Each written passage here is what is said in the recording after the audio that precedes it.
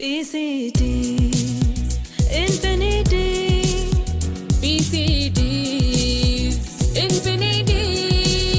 PCTs, infinity. PCTs, infinity. नमस्कार रसिक श्रोते हो. PCTs इन्फिनिटी 90.4 FM वर तुम्हा सर्वांचं मनपूर्वक स्वागत. एक छोटंसं आर्टिकल आहे सोशल मीडियावरचं. त्याच्यात असं लिहिलंय की एकदा 60 ओलांडलेल्या मित्राला विचारलं की बाबा आता तुझ्यात काय बदललंय किंवा तुला काय बदलावंसं वाटलंय आणि ते तू करू शकलायस. तर त्याच्यावरचं उत्तर होतं, आजवर मी माझ्या आईवडिलांवर, भावंडांवर, मुलांवर, बायकोवर, सहकाऱ्यांवर, शेजाऱ्यापाजाऱ्यांवर, मित्रांवर खूप प्रेम केलं, त्यांची काळजी घेतली. पण आता मी स्वतःवर प्रेम करायला लागलोय, मी स्वतःची काळजी घ्यायला लागलोय. आजकाल मी आता भाजीवाल्याशी, फळवाल्यांशी, फेरीवाल्यांशी उगाच घासघीस करायचं सोडून दिले. उलट आता मला असं वाटतं की माझ्या काही पैशानं जर त्यांच्या मुलांचं शिक्षण होणार असेल तर चांगलंच आहे. आता मी माझ्या जीवन संघर्षाच्या कहाण्या इतरांना सांगण्याचं किंवा सल्ले देणं बंद केलंय. कारण एकतर ते त्यांना सांगून झालंय किंवा दुसरी गोष्ट म्हणजे त्या कदाचित आता कालबाह्य झाल्यात. त्यामुळं माझ्या या संदर्भांचा आजच्या पिढीला किती उपयोग होईल हे मला माहिती नाही. किंवा मी आता कुणाला त्यांच्या चुका सांगण्याच्या किंवा काय बरोबर काय चुकीचं हे सांगायच्या भानगडीत पडत नाही. कारण सगळ्यांना सुधारण्याची जबाबदारी ही माझी एकट्याची नाही हे आताशी मला कळून चुकले. त्यामुळं आता मला इतरांच्या परफेक्शनपेक्षा माझी शांतता अधिक महत्त्वाची वाटते. आता मी समोरच्याच्या चांगल्या गोष्टीसाठी त्याला निखळ दाद द्यायला आणि त्याचं कौतुक करायला शिकलोय. त्यामुळं समोरच्यालाही बरं वाटतं, तोही सुखावून जातो. माझ्या अंगावरच्या कपड्यांची घडी चुरगाळली वगैरे असेल किंवा शर्टावर एखादा अगदी डागही पडला असेल तर आता मला त्याचा खूप फरक पडत नाही. कारण जे लोक मला अंतर्बाह्य ओळखतात त्यांच्यासाठी माझा पेहराव महत्त्वाचा नाहीये हे मला कळून चुकले. ज्यांना माझी किंमत नाहीये अशांना मी आता दुर्लक्षित करू शकतोय. कारण त्यांना माहीत नसली तरी मला माझी किंमत चांगली आहे हे आता मला माहिती आहे. माझं वय आता काही कुरघोड्या करायचं राहिलेलं नाहीये हे मला पूर्ण समजलंय. आताशी मला माझ्या भावना व्यक्त करायचीही लाज वाटत नाही. कारण भावना असणं हे जिवंतपणाचं लक्षण आहे. आता हसावंसं वाटलं की हसून घ्यायचं, रडावंसं वाटलं की रडून घ्यायचं. उगाच भावना लपवण्याच्या नादात घुसमटत मात्र मी राहत नाही. आपला अहंकार नात्याच्या आड येणार नाही याची मी पूर्ण काळजी घेतो. प्रसंगी मला मग थोडा कमीपणा जरी घ्यायला लागला तरी मी तडजोड करतो, पण ते स्वतःचा स्वाभिमान सांभाळून. कारण नातं टिकवण्याची जबाबदारी ही काही कोणा एकाची असू शकत नाही ना. थोडक्यात काय, येणारा प्रत्येक क्षण आता मी सर्वार्थानं जगण्याचा प्रयत्न करतोय. कारण मला माहिती आहे जे मी आजवर जगलोय त्यापेक्षा आता माझ्याकडे वेळ फार कमी आहे. त्यामुळं आता मी भूतकाळात जाऊन ना पश्चाताप करत बसत ना भविष्यकाळात जाऊन त्याची चिंता करत बसत. तेव्हा वर्तमानाचा निखळ जीवनाचा आनंद घ्यायचा आणि देता आला तर द्यायचा असा माझा एकूण प्रयत्न असतो. तेव्हा रसिक हो, आज ह्याच अशाच मुद्द्यांवर बोलण्यासाठी आपल्याकडे आले आहेत श्री रमेश वाकनीस सर, जे सुप्रसिद्ध साहित्यिक आणि कवी आहेत. तेव्हा तुमचं खूप खूप स्वागत उत्तरायण या मालिकेमध्ये.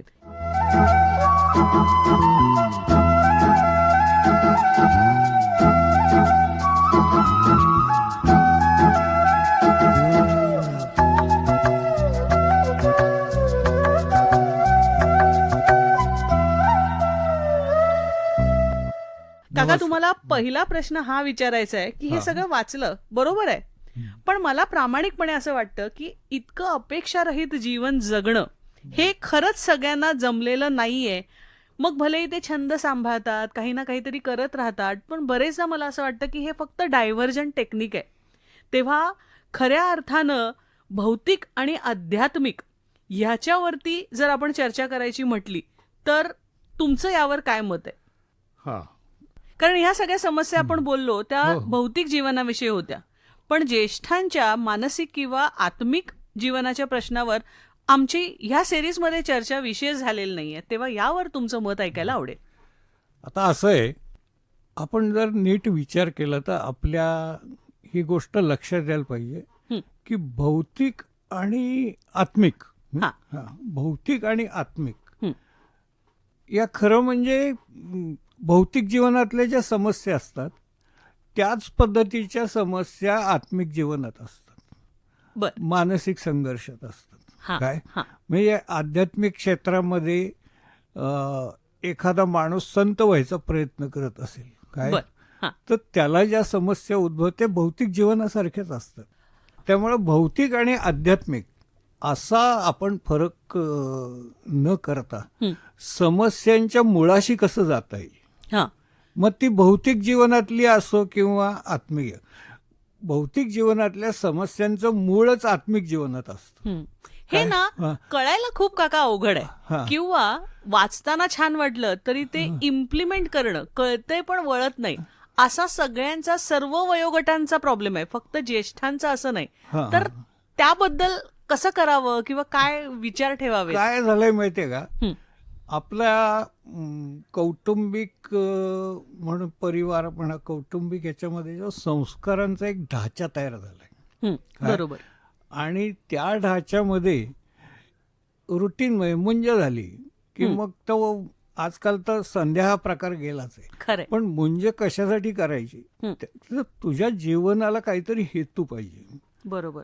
पण मग हेतू त्याला काय दिला, तुला शिकायचंय हं, काय, शिकून मोठं व्हायचं. मोठं व्हायचं म्हणजे काय, खूप चांगल्या पगाराची नोकरी पाहिजे. हं, आणि नोकरी कशासाठी, तर मग चांगली बायको मिळायला पाहिजे. बरोबर. मग परत त्याला त्या चक्रात अडकवलं जातं ऍक्च्युली. हा हा हा अध्यात्म ही गोष्ट अशी नाही की तुम्ही म्हातारपणी केली पाहिजे. अगदी बरोबर. हं, अध्यात्म हे मौंजी बंधनापासूनच त्याला ते त्याच्या मनात त्याचं बीज रुजायला पाहिजे. आपल्या संस्कारात खरं तर ते हा. आहे. की बरोबर, आपल्या हा. संस्कारात ते आहे. हं, आपले संस्कार असं सांगतात हं, की जीवनाच्या ध्येय असं असावं, हा हेतुशून्य जीवन असू नये, हा हा पण तो हेतू असा असावा की ज्याला अपूर्णतेची गोडी असेल.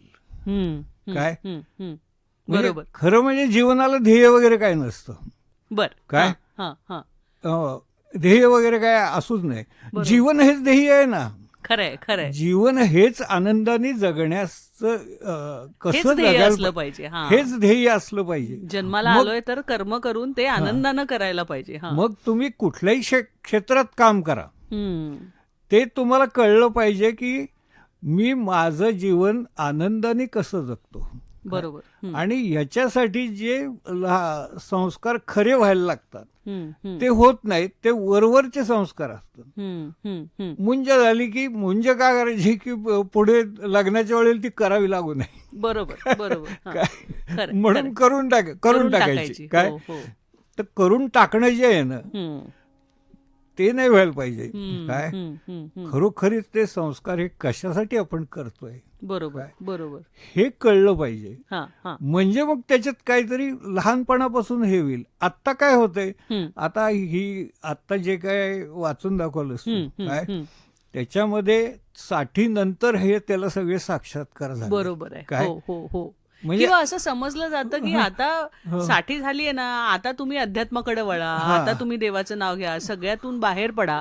पण ते खऱ्या अर्थानं होत नाही. होत नाही. ते ट्रान्सफॉर्मेशन नाहीच होत. मनात चिडचिड चालू असते. तर ते ट्रान्सफॉर्मेशन होण्यासाठी हं, जागृत अवस्था म्हणजे आपल्या जे स्टेटस आहे मनाचं, हं, काय हं, हं. आत्मा म्हणलं तर पुन्हा माणूस गडबडून जातो. बरोबर. काय? खरंय खरंय. पण मन म्हणलं तर लगेच समजतं. हा माझ्या मनाला असं वाटतं. बरोबर. पण नेहमी आपण व्यवहारात बोलताना असंच बोलतो. मन कुठे माहित नाहीये, पण ते आपल्याला हा. समजतं. बरोबर. पण मन जेवढं पटकन कळतं तेवढं आत्मा नाही लक्षात येत. खरं. काय हा हो, बरोबर हो. की नाही. तर मनाच्या स्टेटस मध्ये म्हणजे आपल्या 3 अवस्थांमध्ये आपलं जीवन सगळं चाललेलं असतं. हं, हं. जागृत अवस्था, बरोबर. स्वप्नावस्था हं, आणि सुषुप्ती म्हणजे निद्रा अवस्था. बरोबर. हा. आता सकाळी उठल्यानंतर आपल्या झोपेतनं जेव्हा आपण उठतो, हं, काय हं, हं, तेव्हा पहिला विचार कुठला असतो, हं, हं. तो जर आदल्या दिवशी ऑफिसमध्ये झालेल्या भांडणाविषयी असेल, बरोबर. हा हा तर तुम्ही नॅचरली तुमचं मनाची विचारधारा त्या दिशेने जाते की काल तो मला असं म्हणला, आज मी त्याच्याकडे बघतोच. बरोबर. काय हं, आज नाही त्याचा पाण उतारा केला वगैरे वगैरे. वगैरे. आणि तो त्या ह्याच्यात गुंतत जातो. हं, आणि जे रोजची अन्निक उरकताना जे करायला पाहिजे बरोबर. त्यात तो असला पाहिजे ना. बी म्हणजे- इन द मुवमेंट जे आता माइंडफुलनेस वगैरे जे सांगितलं जातं. हा. एका वेळेला म्हणजे ध्यानाला बसला म्हणजे एखादा आता मी ध्यानाला करतोय. पण ध्यानाला बसणं हम्म, आणि म्हणजे ध्यानाला बसणं म्हणजे काय करणं. हम्म. मग कोणी ओंकार लावेल, कोणी कुठला गुरुमंत्र म्हणेल. असेल, हा, हा. पण तो राम नामाचा जप करणं, बरोबर. राम नामाचा जप हम्म, ही एक वेगळी क्रिया आहे हम्म, हम्म, हम्म, हम्म. आणि ध्यान ही वेगळी क्रिया आहे. बर. हा. काय हा, हा. तर एक काहीतरी करा, बरोबर. हा, एका क्रियेत तुम्ही असलं पाहिजे. हा, जेवताना तुम्ही प्रत्येक फक्त घास जेवा. चावून खात असताना हा. त्या अन्नाची चव जशी जिभेला लागते हम्म, आणि त्या जिभेला जे कळतं ते तुमच्या मनालाही कळलं पाहिजे की अरे हा छान आहे. तेव्हा तुम्ही त्या गृहिणीला दाद देऊ शकाल, अरे वा काय फर्स्ट क्लास झालंय जेवण, हा, काय हा, हा. अशी भाजी मी खाल्ली नाही आजपर्यंत, हम्म, असं तुम्ही म्हणू शकाल. हम्म. पण तुम्ही तसं एका वेळेला 2 क्रिया चालू असतात. जेवताना तुम्ही भलताच विचार करत असता. बरोबर, बरोबर. जेवणाच्या क्रियेत आत्ताचा तुम्ही क्षण सोडून बाकी सगळीकडे आपण फिरत असतो. हा. अगदी बरोबर. तर हम्म, जागरूकता म्हणजे काय तर हे. हम्म, हम्म, आणि आता प्रश्न असा येतो हम्म, की तुम्ही हा जेव्हा प्रयत्न करायला लागता, हम्म, हम्म, काय? हम्म, की म्हणजे साधी चालण्याची क्रिया आहे, हम्म, हम्म, हम्म, मॉर्निंग वॉकला चाललंय, हम्म, तर मॉर्निंग वॉकला जनरली माणसं जातात, हम्म, काय हम्म. खूप घाम निघाला पाहिजे म्हणून खूप जोरात पळत असतात, काय. बरोबर, बरोबर. आणि काही जण असे रमत गमत वा काय झाडावरचे पक्षी बघत सृष्टी सौंदर्य अनुभव घेत, हा. हा, आणि मी किती आनंदात फिरलो असं वाटतं. हा. पण चालण्याची क्रिया सुद्धा ही आनंददायक आहे. हम्म, हम्म, हम्म. ही क्रिया करताना आपण जर आपलं ऑब्झर्वेशन केलं की अरे बरोबर उजवा पाय पुढे येतोय, हम्म. उजवा पाय मागे गेले की डावा पाय आपोआप पुढे आपोआप येतो, पुढे जातो. काय हा, हा. हातही तसेच हालतात. हम्म, हम्म, हम्म. आणि हे किती सुंदर आहे. बरोबर. हा. म्हणजे हे जे अप्रिसिएशन आहे ना काका, हे फारदा होत नाही. हा जे फुकट आहे त्याची किंमत नाही म्हणतात, तेच प्राणाच्या श्वासाच्या बाबतीत आहे. ते तर होत नाही. ते का जमत नाही म्हणजे हा प्रश्न आहे. हे का जमत नाही याचं उत्तरच हे आहे हम्म, की पहिल्यापासून मनाला तुमच्या एक सवय जडलेली आहे हम्म, हम्म, की सगळ्या गोष्टी यांत्रिकपणे करायच्या, हम्म, काय. हम्म, हम्म. आता ड्रायव्हिंग करत तू स्कूटर चालवत आलीस, हो, हो. ते एक यांत्रिकपणे वेळच्या वेळेला तो गिअर टाकायचा, गिअर बदलायचा, बरोबर. मध्ये काय स्पीड ब्रेकर आले ते स्लो करायचा, ॲक्सिलेटर कमी केला, हो. ब्रेक लागायला तर ब्रेक लावायचा. हे सगळं जाणीवपूर्वक होत नाही. बरोबर. हा, हा, हा. एकदा ती गाडी शिकली, बरोबर. काय हम्म, ती मग आयुष्यात विसरत नाही. बरोबर, आणि त्या गोष्टी यांत्रिकपणे आपण करायला लागतो. बरोबर, बरोबर. पण त्या गाडी चालवण्यातला जो आनंद आहे तो आपण कधी परत घेत इथे नाही. जागरूकता हरवते, आलीच. काय. हा. तर ही जीवनात आलेली जी यांत्रिकता आहे ना, हम्म, काय, हम्म, हम्म, ही जेव्हा कमी कमी होत जाईल, हम्म, काय. हम्म. तर आता असं होतं की कमी कमी होत जाईल का कमी कमी करवायची की करवायची, कधी करायची. हा. हा, हा, ती कशामुळे कमी होईल तर ही प्रॅक्टिस ठेवली पाहिजे. हा. मग त्यासाठी काय? त्यासाठी काही नाही, हम्म. प्रयत्न करत राहणे, हा. काय. हम्म. आपल्या आयुष्यामध्ये प्रत्येक वेळेला आपल्या हातात एकच क्षण असतो. हा, हा. उदाहरणार्थ झोपेतनं उठला हम्म. आणि क्षण इतके फास्ट धावत असतात, काय. खरंय. मी आता झोपेतनं उठलो, मी या पांघरुणाची घडी करतोय, हम्म, काय. हम्म, जर पांघरुणाच्या घडी करताना त्या क्रियेमध्ये तुम्ही असाल हम्म, तर ती घडी व्यवस्थित होईल, हम्म, नाहीतर कुठेतरी त्याला फोल्ट पडेल, हे होईल, काय. हम्म, हम्म, हम्म, मग आता काय होतं की आपण हा जेव्हा प्रयत्न सुरू करायला लागतो हम्म, त्यावेळेला हे जे प्रसंगी अखंड सावध चित्त असावे, हे रामदास स्वामींनी अगदी हेच शब्द नसतील पण शुभमंगल सावधान हम्म. हे शब्द ऐकताच ते लग्न मंडपातून पळाले. पळाले, हम्म, काय. हम्म, त्यांना तिथे एक साक्षात्कार झाला हम्म, की हे काही खरं शुभमंगल नाहीये. संपूर्ण जगाचं किंवा संपूर्ण जीवनाचं शुभमंगल जीवन व्हायचं असेल तर इथे अडकून आपल्याला चालणार नाही. आत्ताच सावध व्हा. अच्छा. काय ते म्हणजे सावध चित्ताचं गमक त्यांना तिथे लक्षात आलं की सावध राहिलं तरच शुभ आणि मंगल होणार. काय हे आहे. तर प्रत्येक क्रियेमध्ये हे शुभ आणि मंगल आहे. काय किती छान घडी घातली पांघरुणाची. काय नाहीतर बायको आहेच बोलायला. काय वेड्यासारखी घडी घातली नाही. एवढं सुद्धा मला येत नाही. काय आहे की नाही. तर हे सगळं प्रत्येक क्रिया शुभ आणि मंगल होण्यासाठी सावध चित्त. आता हे करताना आपण जेव्हा प्रॅक्टिस प्रत्यक्ष करायला सुरुवात होतो त्यावेळेला काय होतं की अरे चुकलं. मग आपण त्याचा पश्चाताप करतो, स्वतःवर चिडतो. स्वतःवर कशाला चिडताय. काय लहान मूल आपण होतो, रांगणाऱ्या मुलाकडे आई लांबनं बघत राहते. ते 4 वेळा पडतं. काय उभं राहायचं असतं त्याला. ते 4 वेळा पडतं. पडू दे म्हणते. काय आई काही लगेच त्याला मदत करायला धावत नाही. काय त्याला उठून उभं राहता येते का. आणि मग हळूहळू एक दिवस त्याला तो उभा राहतो. हे आपण आपली माऊली होऊन आपण आपल्याकडून ही अपेक्षा करायची या अरे चुकलास एकदा परत करती क्रिया. काय आता तुम्ही म्हणाल की एकदा पांघरुणाची घडी चुकली तर परत करायची का. करायची. काय बरोबर आहे. झाली की असू दे, त्याला काय होतंय ती नीट नाही झाली तर. मग मला घाई आहे, मला आता ऑफिसमध्ये ये, मग कुणाला तरी मुलाला तेवढी घडी नीट कर, उगाच कटकट करते. तर असं नाही होता का. बरोबर. हे तुझं काम आहे ना, मग तुझं काम तू त्या क्रियेमध्ये राहून व्यवस्थित केलं पाहिजे. बरोबर. आणि ही जी स्वतःवर चिडचिड होते ती होऊन द्यायची नाही. बरोबर. काय आणि दुसरं विषय वळवत नाहीये, पण स्वतःवर होऊ द्यायची नाही हे एक. आणि जनरली ज्यात त्यात अजून माझं लक्ष असलं पाहिजे, माझ्या म्हणण्यानुसार झालं पाहिजे, ही जे अजूनही उरलेलं असतं ना, तर ह्याच्यावर कंट्रोल येत नाही. हेच तर आपण वाचलं. तर ते कसं आणायचं. आणि पुन्हा एकदा हे फक्त सिनियर सिटीजन्सनी आणावं वगैरे असं नाहीये. पण जनरली तिथेच कॉन्फ्लिक्ट व्हायला सुरुवात होते मग. कारण मग पुढच्या पिढीला वेगळं करायचं असतं. जुनी पिढी म्हणते आमचं ऐका, आम्हाला जास्त उगाच एवढे जास्त पावसाळे आम्ही पाहिलेत. आणि मग घरातली ती वादाची कारणं होतात.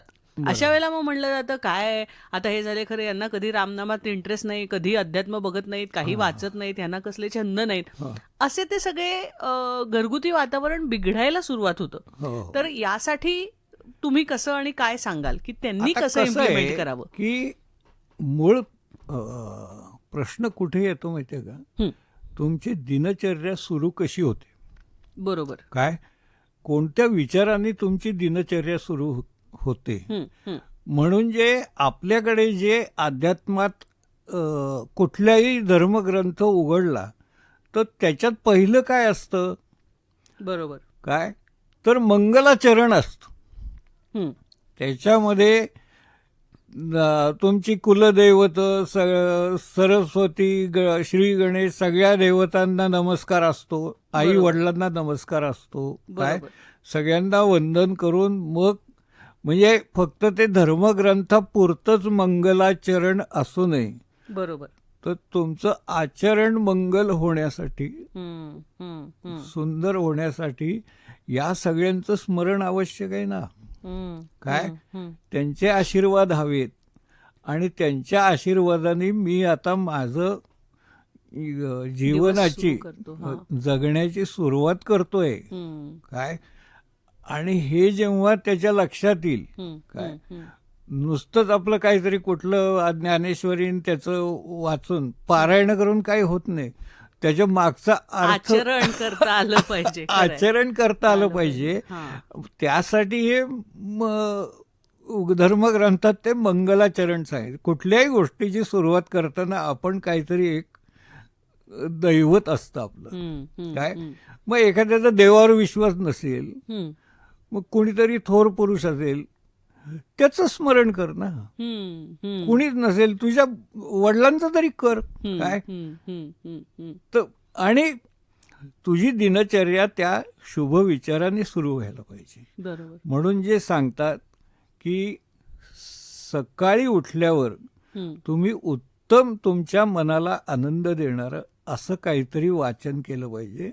आणि झोपण्यापूर्वी पुन्हा एकदा तुम्ही एक चांगलं काहीतरी वाचलं पाहिजे. बरोबर. मग तुम्हाला जर देवावर विश्वास नसेल तुम्ही पुलंचं काहीतरी वाचा. काय तुम्हाला जे आनंददायक वाटेल ते वाचा, ते ऐका. बरोबर. आणि हे जेव्हा आपण प्रॅक्टिसमध्ये आणू, बरोबर, न चुकता सकाळी काहीतरी तुम्ही चांगलं म्हणा. काय कुणाला काय देव आम्ही काय मानत नाही म्हणणाऱ्यांनी सुद्धा हे लक्षात घ्यावं की तुम्ही सकाळी उठून रेडिओ ऐका ना. हम हे राही प्यार गे किती सुंदर गाणी असतात. पण ती गाणी ऐकण्याची क्रिया पण गाण्यात नसतो तो माणूस. तिथंच चुकतं. गाण्याचा अर्थ बघा ना. काय म्हणजे माझी आई एकदा मी कुठलं मेरे महबूब मधलं गाणं खूप मन लावून म्हणत होतो. मला त्यावेळेला अरे तू जे म्हणतोयस पण त्याचा अर्थ तुला कळतोय का काय. तेव्हा मला क्लिक झालं की अरे खरंच आपल्याला ह्याचा अर्थ माहित नाही. आता उर्दू तर मी शिकलेलं नाहीये पण आईच्या त्या एका प्रश्नाने मला हे जाणीव करून दिली की तू जे म्हणतोयस तुझ्या तोंडातून जे शब्द येत आहेत काय हे तुला समजलंय का, ते तुला समजलंय का. म्हणून मग ती क्रिया माझ्या मनात की अरे हे समजून घेतलं पाहिजे. मग पूर्वी बघ ती अशी छोटी छोटी याची बुकलेट्स यायची आणि काही पुस्तकं मग तो एक छंद लागला. मग त्याच्या खाली त्या शब्दाचा खाली अर्थ असायचा. काय हळूहळू ते तर हे प्रत्येक वेळेला आपल्या मनाला ती टोचणी असली पाहिजे की अरे हे आपल्याला जमत नाही. काय तर ह्या ज्या गोष्टी आहेत ना ही प्रॅक्टिस. बरोबर बरोबर बरोबर. ही प्रॅक्टिस जेव्हा आपण व्यवस्थित करू न चिडता. काय पहिल्या ह्याच्यामध्ये ते जे तू वाचून दाखवलं त्याच्यामध्ये काय आहे की मी आता स्वतःवर चिडत नाही, मी स्वतःवर खुश आहे. काय प्रयत्न करतो. बरोबर, खुश राहायचा प्रयत्न करतो. तर ते स्वतःवर खुश होण्यामध्ये दोन गोष्टी असतात की आता ते जे कलह निर्माण होतात. बरोबर. तर दिनचर्या आपली चांगली सुरू झाली तर चांगल्या विचाराने. बरोबर. म्हणजे पॉझिटिव्ह आणि निगेटिव्ह. बरोबर. हे दोन थॉट्स असतात. तुमचं म्हणजे ऑब्झर्व केलं प्रत्येकाने की रात्री जो शेवटचा विचार असतो झोप लागायच्या आधी त्याच विचाराने तुमची निद्रा उघडते सकाळी. काय मग तो रात्री झोपण्यापूर्वीचा विचार तुमचा चांगलाच असला पाहिजे. ही प्रॅक्टिस मध्ये आणली तर मग तुम्ही ताजेतवाने होऊन उठता. बरोबर बरोबर. म्हणजे ज्या माणसाला अतिशय शांत स्वप्नविरहित झोप लागते काय त्या माणसाचं शरीराने सुद्धा तो सुदृढ राहतो आणि तो अतिशय निरामय आणि आनंददायक जीवन अध्यात्म आपोआप त्याच्यात उतरतं. काय पण हे होत नाही. आजच्या ताणतणावाच्या जीवनामध्ये प्रत्येकाकडून आपल्या काहीतरी अपेक्षा असतात. मी आता हाच प्रश्न विचारणार होते की मग तुम्ही कुठलीही उदाहरणं द्या राम कृष्ण की जे सगळीकडनं आपण फक्त ऐकतो की अपेक्षा रहित जीवन जगा, अपेक्षा रहित जीवन जगा, पण ते प्रत्यक्षात होत नाही. मे बी इतके दिवस करिअर, नोकरी, घरदार त्यांचं चांगलं होणं या सगळ्या अपेक्षा आपण पूर्ण करत आलेलो असतो आणि मग कदाचित मला माहिती नाही तुम्ही अनुभव सांगा कदाचित अचानकपणे रिटायरमेंट आल्यानंतर जी पोकळी येते भलेही आपण बिझी राहतो वेगवेगळ्या कामांमध्ये चांगल्या सत्कर्मी प्रोजेक्ट्समध्ये तरी कुठेतरी असं वाटतं की तिथे पण कुठेतरी अपेक्षा मग स्वतःच्या कौतुकाची असेल किंवा आणि कशाची हे राहतच आणि मग सडनली निवृत्ती सर्व प्रकारची निवृत्ती हे मग जमत नाही. म्हणून मग त्यासाठी कुठले संदर्भ किंवा डिटॅच अटॅचमेंट काय प्रत्येक गोष्टीमध्ये डिटॅचली अटॅच राहू. मग ती आपली बायको असू दे आपली मुलगी असू दे काय आणि ती एक स्वतंत्र व्यक्ती आहे. काय आपण तिला वाढवले खरे, हं. आपण तिचं शिक्षण केलं ठीक आहे, मुलीचं मुलाचं जे काही असेल हा पण त्या शिक्षणामुळे तिचं स्वतंत्र एक काहीतरी व्यक्तिमत्व निर्माण झालंय झालंय. ना. बरोबर. आणि मग तिला तिची मतं आहेत. हो. हं. काय मग आपलं काम काय अशा वेळेला डिटॅचली अटॅच राहणं म्हणजे काय, हं. मुलाला किंवा मुलीला हं. किंवा कुठल्याही व्यक्तीला, हे बाबा मला असं वाटतंय तू या मार्गाने चाललेलं आहेस, हं. पण या मार्गात खूप खाचखळगी आहेत, खड्डे आहेत, हं. कुठेतरी खड्ड्यात पडशील काय, तर या मार्गाने जाऊ नकोस. हा मला असं वाटतं की या मार्गाने जा. बरोबर. निर्णय तू घ्यायचा. बरोबर. म्हणजे बरोबर. बुद्ध तेच सांगायचं. हा हा मी गुरु वगैरे कोणी नाही, हा हा मी सांगतोय म्हणून माझ्यावर विश्वास नका ठेवू. हं. हं. त्याचं म्हणणं काय असायचं, हं. म्हणजे कृष्ण आणि बुद्ध याच्यामध्ये हा फरक आहे. हा हा कृष्ण काय म्हणतो, मीच आहे हं. काय, हं. आणि मी सांगतो तसं वाग. हा हा काय? हा बुद्ध तसं नाही सांगत. हं. हं. मी सांगतो म्हणून तू हे करू नकोस, हं. तू तुझा स्वतःचा विचार कर, हा हा आणि मी सांगतोय ते बरोबर आहे का हे बघ, पडताळून बघ तुझं तू. पडताळून बघ, आणि तुला योग्य वाटलं तर जा त्या मार्गाने, हं. हं. हं. नाहीतर तू तुझा स्वतंत्र आहेस. हं. हं. हे त्याच्या स्वातंत्र्याची जाणीव बुद्धाने करून दिली. करून दिली. म्हणून बुद्ध जगभरात, म्हणजे आपल्या हिंदू धर्मानंतर सेकंड नंबरला बुद्ध एवढा लोकप्रिय का झाला. म्हणूनच. हा. हं. की त्यांनी त्यांना तो फक्त म्हणजे मी मार्ग दाखवणारा माणूस आहे. हं. हं. हं. मी तुम्हाला काय ते म्हणतात ना, चालविशी हात धरून या, काय जेथे जातो तेथेच तू माझा सांगती, हं. हं. असं काय म्हणत, मी काय सांगती वगैरे काय नाही. हं. हं. काय? हं. हं. बरोबर. हा, तुझं जीवन आहे, तुला असं तुझं जगायचं. काय? शोधलं पाहिजेस. हा हा, बरोबर. म्हणजे अगदी कुणी जर एक ब्राह्मण आला हं. आणि त्याने तुम्ही एवढं सगळी प्रवचन वगैरे देता, हं. हं. मग तुम्ही परमेश्वर पाहिलाय का, हं. काय? हं. हं. हं. तर त्याने त्याला खूप साधा सरळ प्रश्न विचारला. हं. हे पहा, आपण इथं गप्पा मारतोय, हं. काय हं. अगदी सौहार्दाने प्रेमाने आपल्या गप्पा चालल्या, हं. त्याच्यामध्ये परमेश्वराची गरज आहे का मुळामध्ये, हं. हं. Okay okay. हा. काय हा. मध्ये परमेश्वर कशाला आणतोय. म्हणतास. हा. हा. आपण छान बोलतोय ना, गप्पा मारतोय, चांगलं चाललंय की. हा. चांगलं चाललंय की आपलं, मग मध्ये परमेश्वर कशाला पाहिजे. हा. बुद्धाने काय केलं, हा. की तो परमेश्वर म्हणजे वेद नेती नेती म्हणाले, हं. हं. हं. बुद्धांनी वेगळ्या प्रकारे नेती नेतीच म्हटले, म्हटलंय. हा. की जो परमेश्वर आहे तो सगळ्या निसर्गात भरून राहिलेला आहे. हं. काय? हं. हं. आणि निसर्गाचं कुठवर वर्णन करणार. हं. बरोबर बरोबर. हे सगळे बालकवी आले, महानोर आले, निसर्गाची वर्णन चालूच आहेत. चालूच आहेत. बरोबर. डिटॅच अटॅचमेंट कर्तव्य करताय तुम्ही. हा जन्म हा. मृत्यूपर्यंत, हं. काय मृत्यू ही एक आनंददायी घटना आहे. मृत्यू म्हणजे आपण भारतीय घाबरतो. संस्कृती, मृत्यूला घाबरायचं काही कारण नाही. वन डे हे होणारच आहे. होणारच आहे. काय, आणि जन्मापासून आपण मरतच असतो. बरोबर. हं. बालपणाचा माणूस तरुण झाला की हा. पहिली त्वचा त्याची गेलेली असते, खरंय. हा. तारुण्यात त्वचा वेगळी असते, हं. प्रौढपणात वेगळी असते, आणि म्हातारपणात माझ्यासारखा झाल्यावर आणखीन वेगळी असते. सो हे बदल समजून घ्या. इटसेल्फ इज हे माइंडफुलनेस. बदल म्हणजे मृत्यूच आहे. हं. काय, हं. एक क्षणच तुमच्या हातात आहे, बरोबर आणि तो क्षण इतका फास्ट जातो, बरोबर. हं. म्हणजे क्षण सुद्धा खूप मोठा आहे. हं. हं. काय? हं. तो इतका पुढे फास्ट धावत असतो की पहिल्या क्षणाचा मृत्यू होतो, दुसऱ्या क्षणात तुम्ही असता. हं. हं. आता एवढं बोलताना किती क्षण गेले. किती क्षण गेले. खरंच खरंच. तर हे लक्षात घ्या, बरोबर. आणि हे बदल होत राहणार आहे. हं. बदल हे हा accept आपला करा. जीवनाचा स्थायी भाव आहे. हं. आपण बदललो तसे सगळे बदलणार आहेत. हा. काय, हा.